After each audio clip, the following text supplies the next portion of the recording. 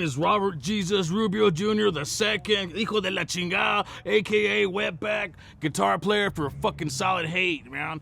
I love MK, man. That's my boy, man. I've known him for many, many years. The first time that I remember meeting him, man, is I was hungry for some tacos, man. So I went down to the fucking Fuel City, and I see these guys selling fucking CDs over there, man. They're hustling, dude, just fucking getting down. And he came up to me and asked me if I wanted one. I said, fuck yeah, I'll take one, man. The reason I bought one from him, though, man, wasn't the fact that he was selling a CD, man. It's the fact that he was out there selling himself, you know? And I'm a salesman as well, man, so game recognized game. But the fact that this dude and his brother, and they were all out there in chingas, man, fucking selling CDs to every car they pulled up, man, you know, that shit was fucking extremely badass to me, you know what I'm saying? And they just had this aura about them, dude. No fear, no nothing, man. They were just out there fucking hustling, getting their fucking grind on and making their paper, man. So I bought a CD and I told them, hey, you know, I play fucking heavy metal and shit like that, dude. If you ever need some guitar tracks or anything like that, let me know, dude. And, you know, we exchanged numbers and never really thought about anything else like that. I went and got my tacos and stuff like that. So every fucking Friday, Saturday, there was always vatos out there, and I had ran into some other dude, man, that was supposed to do a track with me, and I went to the building where I guess MK and them were at, and I walked in, and I was like, hey, man, is this dude here, man? We're supposed to do some tracks and stuff. And, well, the fucker wasn't there, you know what I'm saying? So, and that's when I met MK again, man. He goes, well, man, I'll be down to do it. I'm like, well, so orderly, man, this is where we practice at. So he came over to our practice space, and we started practicing, man, and got the song down, man, and we made the song The Monster.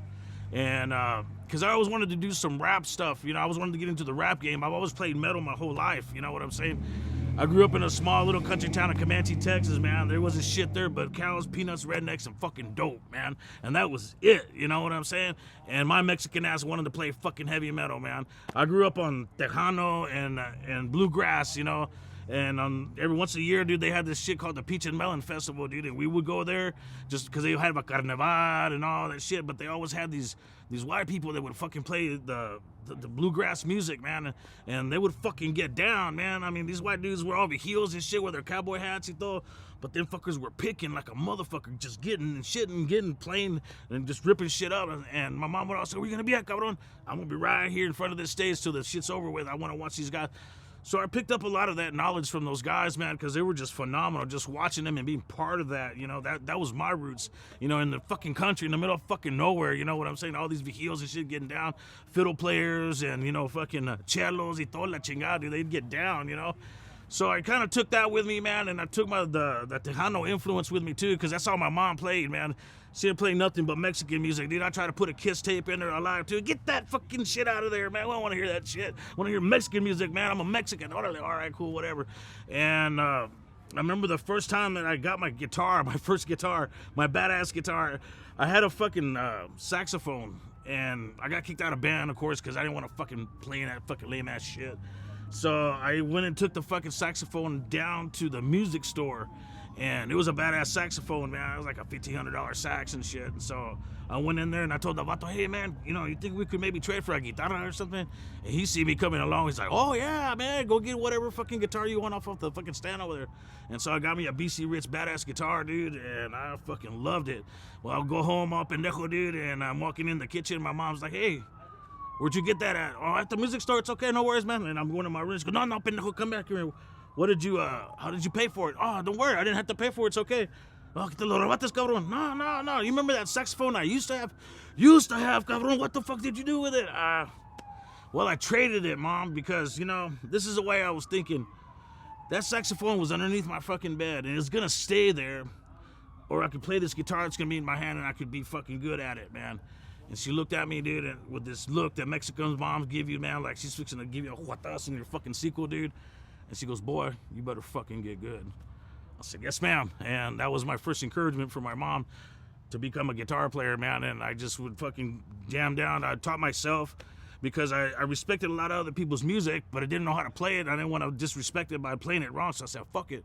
I'll make my own music. So I started making my own music, man. And, you know, man, I was influenced by bands like Slayer, you know, and Pantera, and just old school metal bands, Metallica from back in the day, you know, just a good old heavy shit, because I was about energy, you know what I'm saying? And I felt that if that music could make people make a mosh pit, throwing each other chingazos and getting down and shit, dude, and everybody smoking weed and fucking doing coke and having fun, dude. That was the shit, man. That's what I wanted to be part of, man. I wanted to be the ringleader in that shit.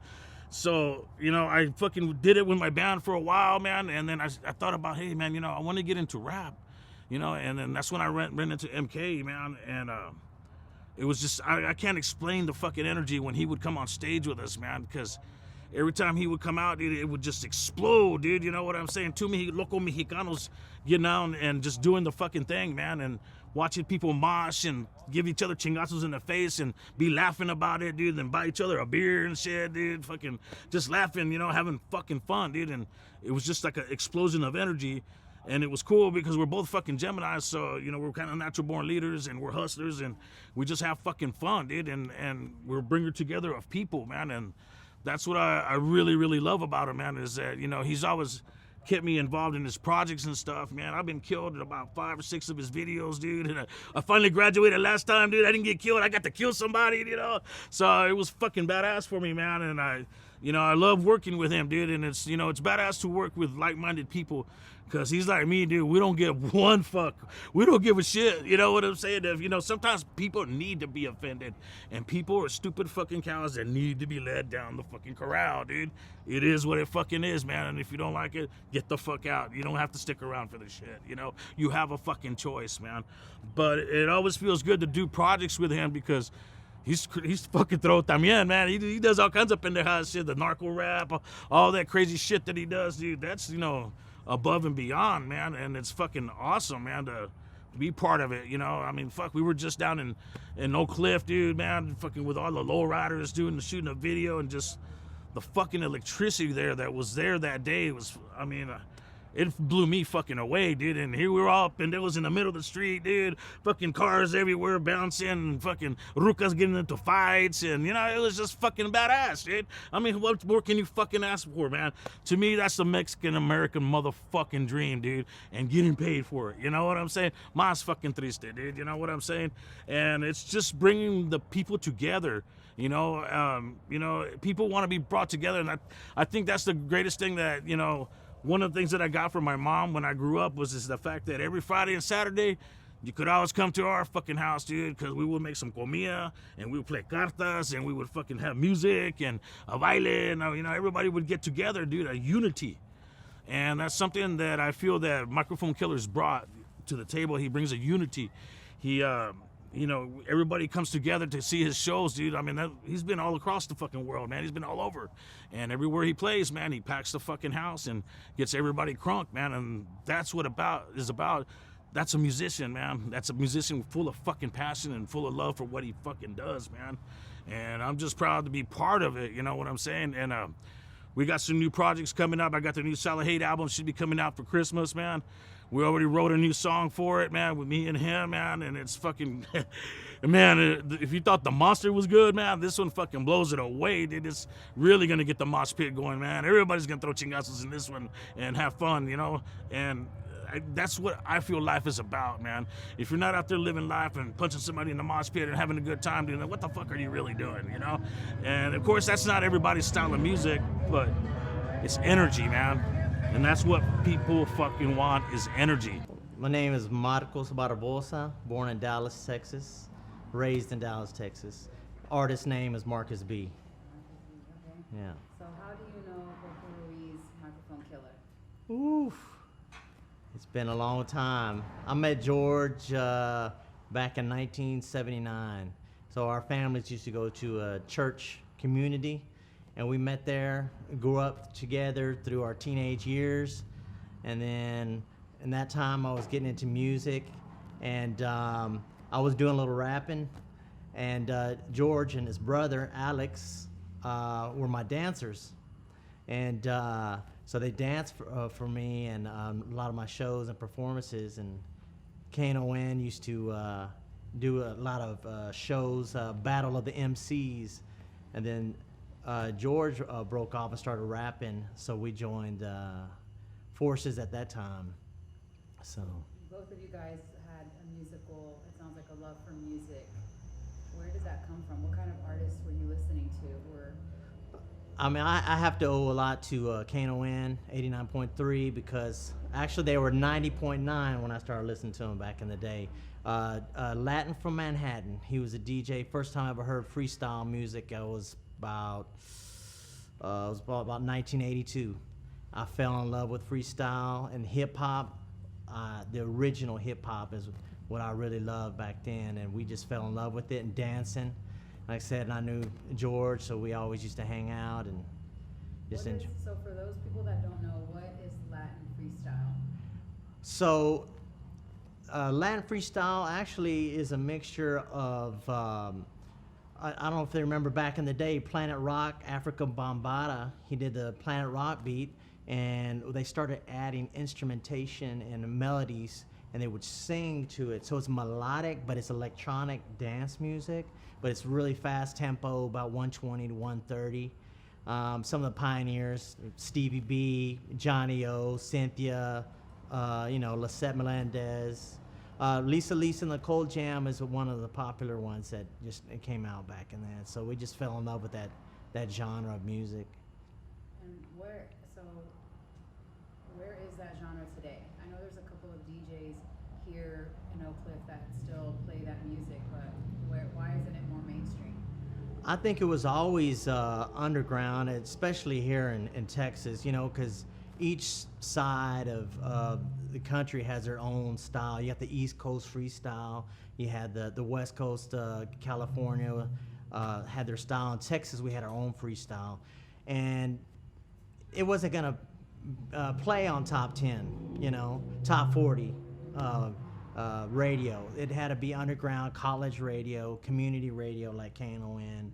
We got a lot of love from community radio in San Antonio, Austin, Laredo, El Paso.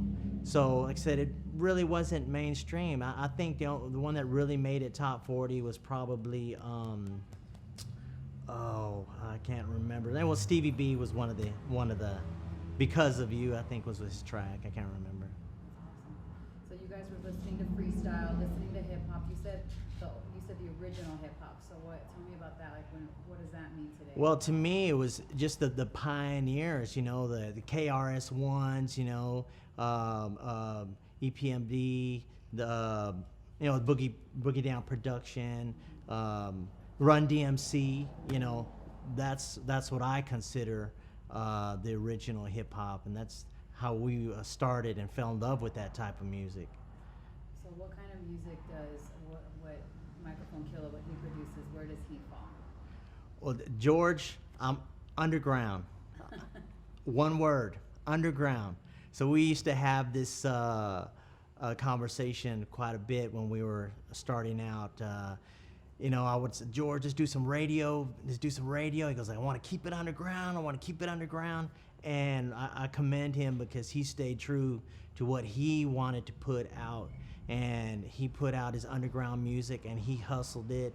If it got radio play or not, he got play in, the car stereos and people's homes because he hustled so hard that he really didn't need radio play. And you were part of the core team for one of his first albums, correct? Yeah, absolutely. I have to give credit, though, to a gentleman named Vincent Rodriguez, a.k.a. DJ Tool. He's the one that produced our first songs. We never released them. We were using them for local talent shows, Battle of the MCs on KNON. He ended up... you can hear in the streets here in Oak Cliff. There you go. You guys can hear the Latin freestyle. Oh, yeah. That's so awesome. Yeah, that's definitely old school. But DJ Tool ended up leaving town, so I ended up just buying equipment myself and producing tracks. Okay. And so we were getting involved in a lot of local talent shows, like I said, KNON. And finally we were set, it was back in about 97, we're like, we got to put something serious out. So I said, we got to put out some singles because we didn't know the business. Right. And George was, and his brother, I was actually Fido, and I can't remember the other guy's name that we started with, George. Joel. No, but there is another one, but I don't know if you want. Chewy, that's who I was thinking. Um, Aztec Tribe. That's where Aztec Tribe came, and I produced their first single. You know, so I think this one is, yes, this one's the single. So we put that out, and we were rookies. We didn't know the music. We didn't know the business, but we were hustlers. So we did everything we could. We would show up to the radio stations, and we would perform live on the air, you know, just to get out there. So you said this was 97. That was So- 97. Tell us about the creative process at the time. So what was it like, you guys, like meeting at, where were y'all meeting? Where was the studio? So the studio was my bedroom at my parents' house. So I had set up there I had bought me an Sonic ASR-10. It was one of the first samplers, you know, that I'm sure a lot of the producers out there are definitely familiar with. And we would just meet, and when George and I would get together, it would just flow. We can record something in an hour. He'd write the lyrics in an hour. We just bang them out. Once I do all the pre-production at my house, then I would take it to another studio. Kitchen Studios, I know it's popular in Dallas, but it originated in JP's garage. It's popular here on Garden Road, but I used to record in his garage. And that's where a lot of the pioneers in Dallas recorded. Then he moved to the other studio. And But what kind of music was playing at that time? What kind of artists were like getting radio play? ooh, well, 97. as far as the hip hop, Right. well, I don't remember a lot of the band's names. It was, as far as like popular, Like Tupac and yeah, or Cypress Hill, yeah. Lighter Shade of Brown was big at that time. So you guys were listening, so y'all were listening to these big, you know, black artists, right? And so at that time, did y'all know that y'all were gonna be different because y'all were Mexican? Absolutely, Yeah. because we brought a lot of different style to the music that reflected our roots. Right. And one song that I'm very proud of that George and I worked together is called Tradiciones. And we're telling a story how our parents came to this country and how we succeeded and just tried to do good. And we brought that mix. It sounds like 'cause those songs, you corridos, but y'all kind of like telling the story, right? Like that's usually what Yeah. that kind of music is. But y'all modernized it with your own flavor, like a mixture of everything that was around you. Yeah, from the absolutely. Black artists to the Latin freestyle. Yeah. Okay, so tell us why Aztec Tribe. Well, that's probably I have to ask George again, but from what I recall, it's just that's where our roots are from. You know, we're a mixture of European from the indigenous people. You know, we're a wide race, and we respected the indigenous people and their culture, their intelligence, and their knowledge. And I think George wanted to encapsulate that into his music, you know. So And where do you think Hispanic, Latino, Mexican, Chicano music is today? Like where do you think we sit as a demographic and group in music?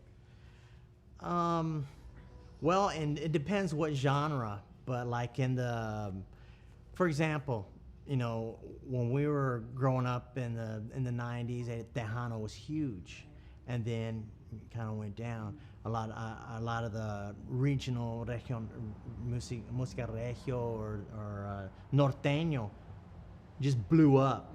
It just all of a sudden blew up. So as far as that music, it's up there. And you can look at the Latin Billboard charts, and they're always on the top 10.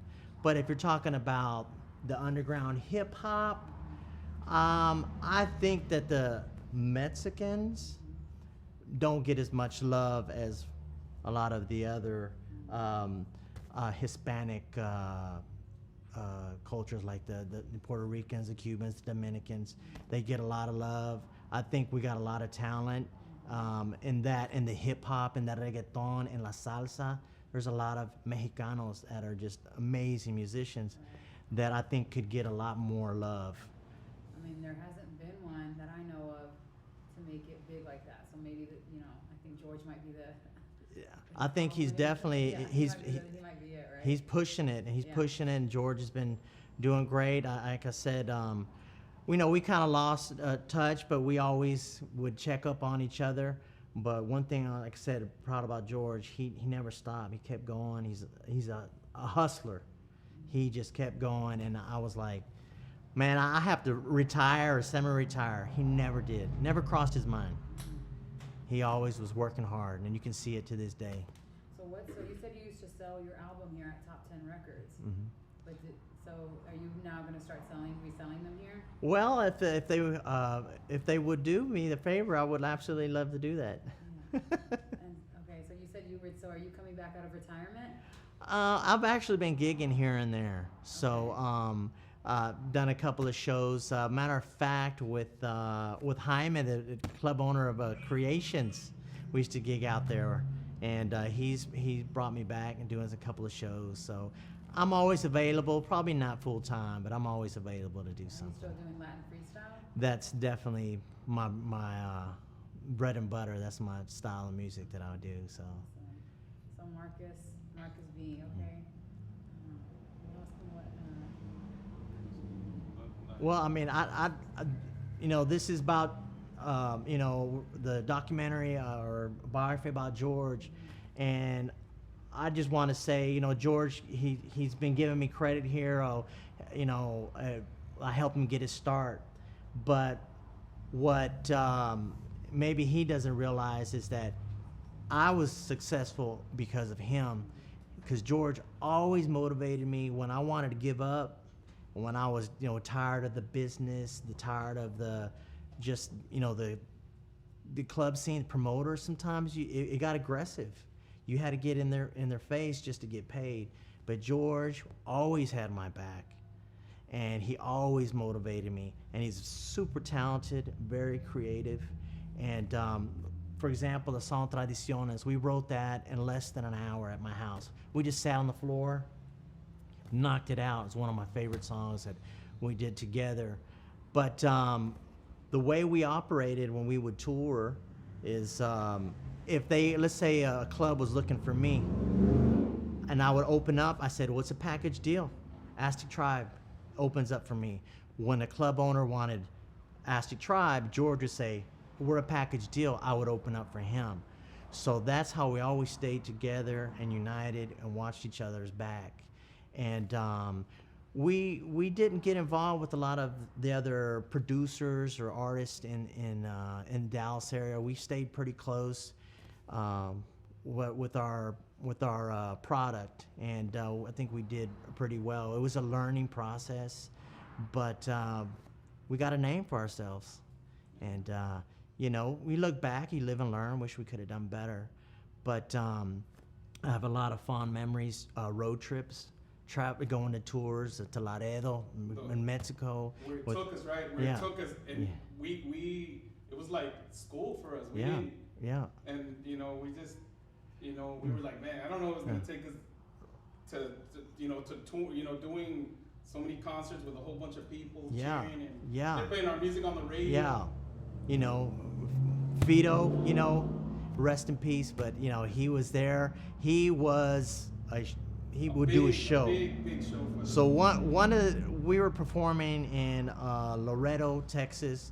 It was DJ Last was the main artist, and we were gonna come on like 8th or 9th. And then the promoter was like, you know what? All these guys don't want to go on first, and so they asked us, and I was like, we didn't really want to come on first, but I told George, I said, what we're gonna do. I said, we're going to rock this place so hard that everybody behind us is going to look like they should have opened up for us. And so we went out there. We were the first band. There's about 5,000 people in there.